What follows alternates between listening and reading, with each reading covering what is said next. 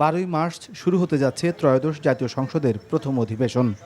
অধিবেশনকে সামনে রেখে সংসদ সদস্যদের নিয়ম শৃঙ্খলা কার্যপ্রণালী সহ সার্বিক বিষয় নিয়ে 2 দিনের কর্মশালার আয়োজন করেছে ক্ষমতাসীন দল বিএনপি।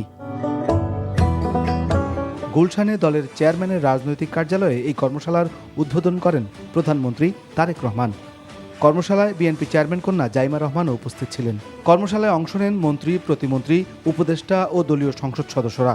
অভিজ্ঞ সংসদ সদস্য, সাবেক আমলাসহ বিশেষজ্ঞরা এই কর্মশালা পরিচালনা করেন। প্রথম দিনের প্রথম সেশনের কর্মশালা শেষে বেরিয়ে মন্ত্রীরা জানান, সংসদকে কার্যকর ও বিশ্বের কাছে গ্রহণযোগ্য করতে সব ধরনের উদ্যোগ হাতে নিয়েছে বিএনপি।